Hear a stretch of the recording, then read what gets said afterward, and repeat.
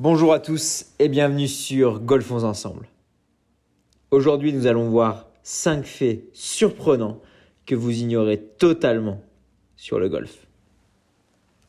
Le premier, crier 4. Qui n'a jamais dévissé au départ d'un 18 trous avec tout le clubhouse qui vous regarde? Quel moment de solitude quand tu dévisses complètement ton coup de driver sur le parking ou pire, sur les golfeurs d'un trou à côté. Il existe une vieille tradition qui consiste à crier 4 quand votre balle se dirige dans la direction d'un autre joueur. Mais d'où vient cette tradition? La première version, c'est que c'est l'acronyme de Failing Object Returning to Earth. Mais la version la plus probable est que l'expression 4 découle de l'expression militaire Beware before.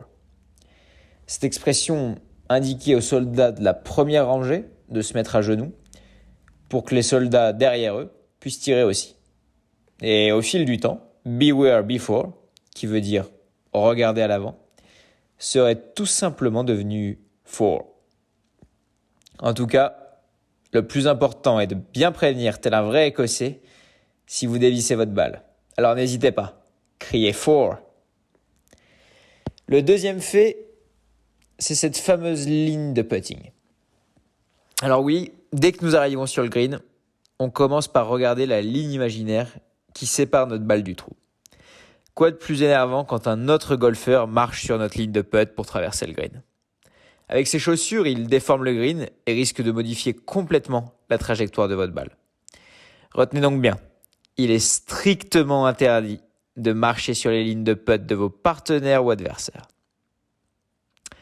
Admettons maintenant que vos partenaires ont bien retenu cette leçon, mais que lors d'une belle journée ensoleillée d'été dans l'un des plus beaux golfs de la French Riviera, votre partenaire projette son ombre sur votre ligne de putt.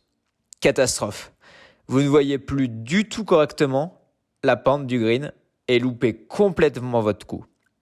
Retenez donc bien, ne projetez jamais votre ombre ou celle de vos clubs sur les lignes de putt. Éloignez-vous le plus possible. Ça vous permettra également de vous concentrer pour votre prochain coup. Le troisième fait est la règle du Texas. Vous avez sûrement déjà pu le voir, il y a plusieurs départs au golf selon différents critères. Pour les plus novices d'entre nous, nous allons les revoir. Les blancs sont les départs des hommes en compétition. Les jaunes sont le départ des hommes hors compétition. Les bleus sont le départ des femmes en compétition, les rouges, le départ des femmes hors compétition, et les roses sont les départs enfants. Mais voyons maintenant cette fameuse règle dite du Texas. Je suis un homme, je ne joue pas en compétition, je pars donc des jaunes. Devant moi se trouve le départ des femmes en bleu à une 50aine de mètres plus loin.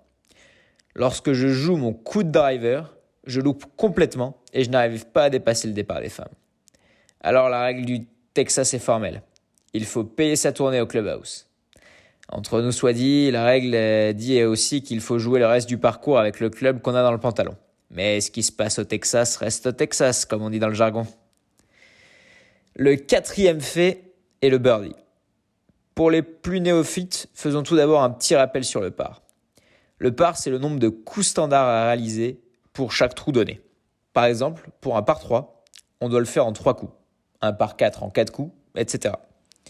Le birdie est l'objectif de tous les golfeurs, c'est-à-dire faire un coup de moins que le par. Mais d'où vient ce mot? Eh bien, il vient tout droit des États-Unis d'Amérique. Dans l'argot américain, bird signifie excellent. Et dans le golf, faire un coup de moins que le par, c'est tout bonnement excellent. D'où le diminutif birdie lorsqu'on fait un coup de moins que le par. Le cinquième fait, c'est le bogey. Alors là, c'est complètement l'inverse.